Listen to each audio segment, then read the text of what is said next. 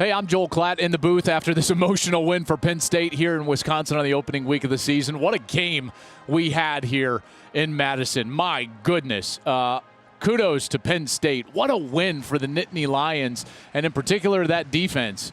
I tell you what, that was bend, don't break. They made plays when they needed to and ultimately sealed the game with some huge turnovers there in the end. And that's where I'll start. And listen, if I'm a Penn State fan, I'm elated right now at just the character and the heart of our defense. You know, epitomized by some of these veteran players that are on this club that played great football. Ellis Brooks played amazing. I know he wasn't on the field at the end because of the targeting, but he was an amazing player all day long. Brisker, oh my goodness, Brisker, he was down. He was dealing with cramp issues. It looked like he had a little bit of a shoulder issue. He had a shoulder brace on, and he just kept coming back and kept coming back. They saved plays, and they would save drives. They blocked a field goal. They never quit. Penn State fans, your defense never quit. It didn't matter. Looks like Wisconsin's going to go in and score to win the game, basically, and have an extra point to win it. And Mertz fumbles the snap. They never quit. And then, by the way, Jaquan Brisker, what a gutsy performance and a smart play at the end. This is what I love, right, is when guys go above and beyond. He's in man coverage against the running back. Okay, Isaac Guerendo is the running back in the backfield. He blocks in pass protection. So immediately the guy who's covering him, who's Jaquan Brisker, just slides right over into the middle of the field knowing that Jake Ferguson, the target, the best player for Wisconsin, is probably going to get the ball on that fourth down, and he's right there to intercept the pass. I don't think Graham Mertz expected Brisker to be there at all. Probably should have, and they maybe should have released that back out of that left side in order to clear out that zone.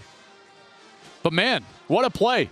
I mean, that's basically the ball game right there. It's just such a lesson that you never give up. That defense never gave up. They faced 95 snaps. James Franklin's got to be so proud of that group and those veterans. On the offensive side of the ball, clearly some things to work on, but that second half was very explosive, and that's been a hallmark of some of James's teams in his tenure at Penn State. You know, their ability to hit the home run, and they were able to do that.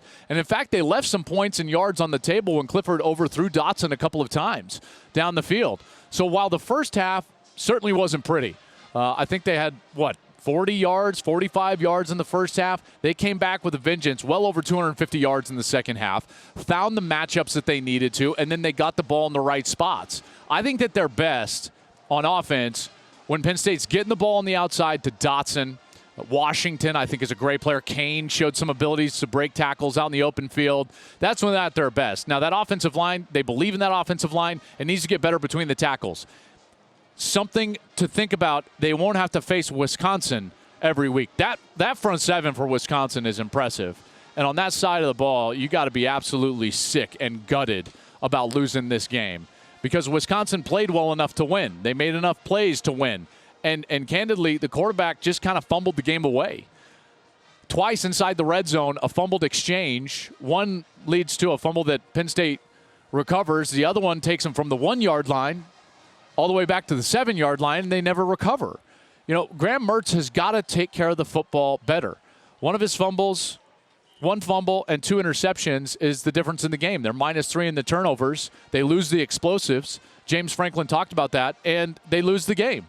That offense played well enough to win. The offensive line played well enough to win. The running game played well enough to win. Danny Davis made a huge, huge catch on a first down opportunity to move the chains to set him up with 1st and goal from the 1. They made enough plays to win, and unfortunately the quarterback turned the football over. That has to change. That was the problem last year when they struggled, and it turns out to be the problem today. But really the story of the day was the performance and the heart and the character for Penn State. That's what's called. This is what I missed about college football was the environment, the energy, and then these performances from some of these players. And the heart that they showed was tremendous. So kudos to Penn State. What a big win on a first week of the season. Very different feel from last year when they lost that heartbreaker to Indiana. So Penn State gets a big win on the road against a ranked opponent, and now we will move forward from here. For everyone on our crew, I'm Joel Klatt. Man, Gus was brilliant on the call. Jenny Taft was terrific today. Thank you for everyone that watched. This has been In the Booth right here from Madison. Hey, thanks for watching. If you enjoy that clip, make sure you click subscribe somewhere down here. From game highlights to exclusive interviews and rankings, we've got everything you need as a college football fan right here. College football on Fox.